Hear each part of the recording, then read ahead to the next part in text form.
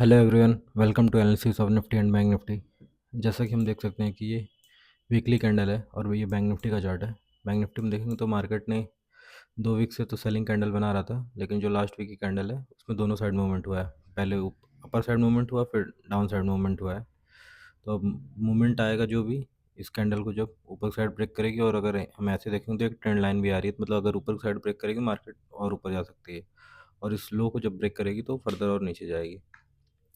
और अगर हम निफ्टी में देख लें तो निफ्टी में भी वही हुआ है कि निफ्टी 3 वीक से कंटिन्यू रेड कैंडल बना रही है, और निफ्टी तो वीक दिख रही है बैंक निफ्टी के मुकाबले। बैंक निफ्टी तो ग्रीन कैंडल बनाई है और डोजी का एंड ऑफ है, बट ये तो सेलिंग की कैंडल है और नीचे से थोड़ा सा रिकवर करके क्लोज हुई है। तो देखते हैं अभी इस वीक कैसे मूव आता है। वनडे में देखें तो कंटिन्यूसली 6 डेज से निफ्टी गिर रहा था और ये सपोर्ट था। सपोर्ट के पास से मार्केट ने बाउंस किया है फ्राइडे को। और अभी देखते हैं हम कि जो इलेक्शन बिहार है उसका रिज़ल्ट आएगा आपका फ्राइडे को, और 11 को सेकंड पोलिंग है, और सेकंड पोलिंग के बाद आपका जो है कि एग्जिट पोल के रिज़ल्ट आने लगेंगे। उस हिसाब से मार्केट फिर आपका वेडनेसडे को रिएक्ट करेगा।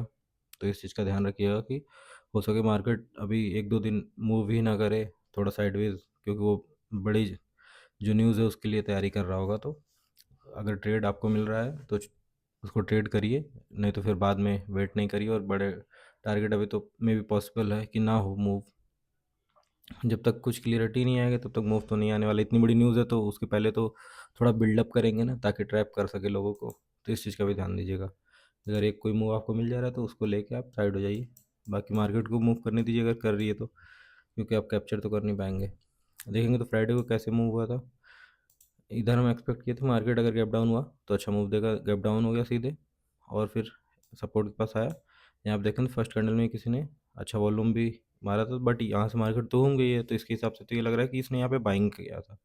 तो देखते हैं फर्दर, अगर कल फिर से मूवमेंट होगा और ऊपर जाएगी तो हम एक्सपेक्ट कर सकते हैं ठीक है, यानी कि यहाँ पे किसी ने बाइंग का वॉल्यूम किया था और मार्केट ऊपर भी गई है। और अभी अगर हम देखें तो मार्केट 500 के ऊपर गई थी। यहाँ पे पहले तो 500 से रेजिस्टेंस लेकर ट्रेड कर रही थी, उसके नीचे ही ब्रेकआउट की, बाहर है उनको निकाल दी, जो भी इधर बाहर थे उनको भी निकाली, फिर से ऊपर गई और शाम के टाइम फिर से क्लोज की है 500 के नीचे ही। और यहाँ पे जो भी बाहर आ रहे थे ऊपर जा रही थी तो उनको निकाल दी, फिर से गई फिर से निकाल दी, तो बाहर तो निकल गए होंगे।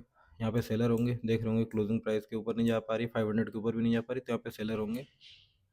लेकिन मार्केट इतना फास्ट नीचे गिरी थी और पूरा रिकवर कर गई, तो काफ़ी सेलर तो निकल ही गए होंगे, थोड़े बहुत ही होंगे जो भी होंगे, और जो भी होंगे वो अच्छे सेलर हैं। तो देखते हैं अगर मार्केट कल फ्लैट ओपन होके ऊपर जाने की कोशिश करती है तो फिर हम बाइंग का ही देखेंगे।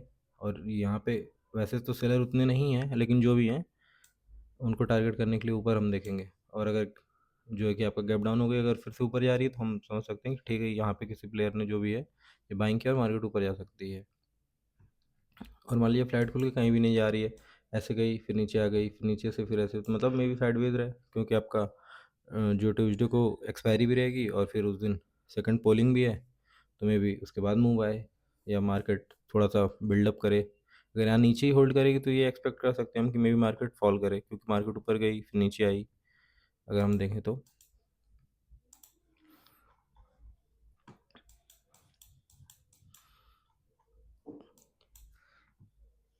थोड़ा सा बड़े टाइम फ्रेम पे अगर देखें, अगर हम फिबोनाची के हिसाब से देखेंगे तो मे बी यहाँ से अगर हम यहाँ फिब लगाएंगे तो करीब करीब 50 to 60% का करेक्शन हो चुका है।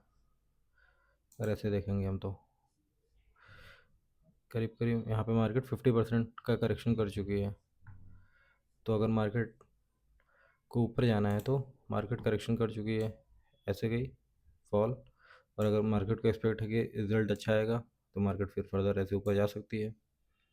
और अगर मार्केट को ऊपर नहीं जाना तो मे बी मार्केट यहाँ तक तो आएगी, है थोड़ा सा और ऊपर आए, इधर कहीं से रेजिस्टेंस लेना चाहिए इसको इस रेंज से, और फिर यहाँ से फिर फॉल कर जाए।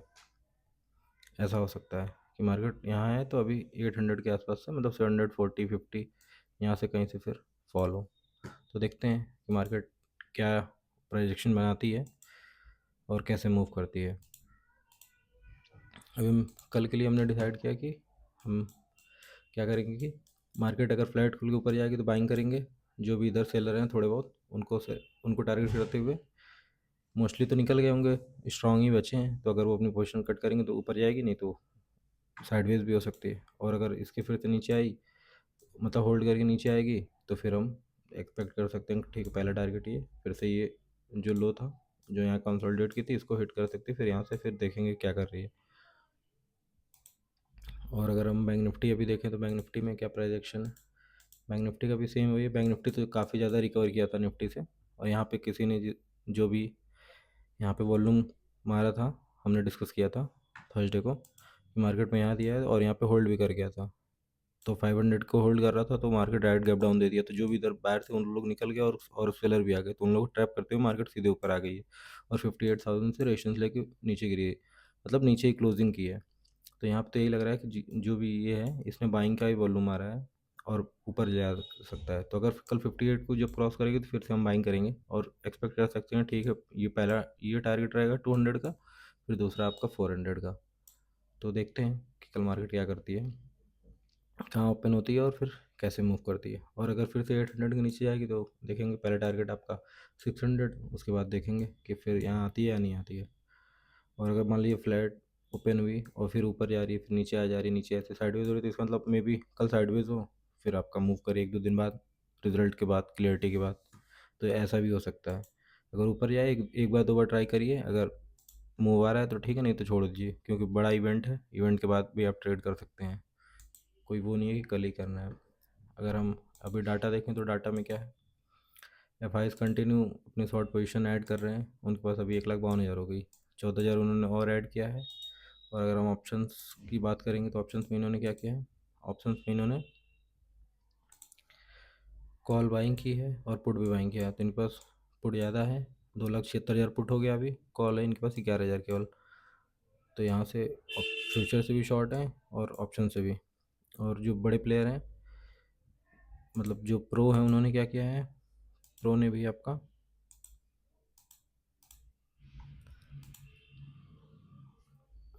जो प्रो हैं इन्होंने क्या किया, इन्होंने फ्यूचर में बाइंग की है थोड़ी सी, जो भी इनके पास पोजीशन थी, और जो है कि कॉल इन्होंने 29,000 बाइंग किया, और पुट जो इनके पास था उसको इन्होंने शॉर्ट किया, मतलब जब मार्केट गैप डाउन खुली थी नीचे तो इन्होंने बुक कर लिया और फिर इन्होंने वहाँ से कॉल बाइंग कर ली थी, ऐसे देख के लग रहा है। और जो क्लाइंट है उन्होंने क्या किया, उन्होंने अपना ऐड किया है फ्यूचर लॉन्ग, और जो है कि कॉल सेल किया है और पुट बाइंग किया, मतलब ये बेरिश हो गए, मतलब मार्केट गैप डाउन खुल के जब ऊपर गई तो ये अपना पोजीशन ऐड किए हैं, मतलब एवरेज किए कि मार्केट नीचे जाएगी अभी, तो मार्केट यहाँ से घूम गई और इन्होंने तो बुक कर लिया, तो मतलब मार्केट में भी फर्दर और ऊपर जा सकती है अगर ये ऐसा सोच रहे हैं तो मार्केट में तो यही है।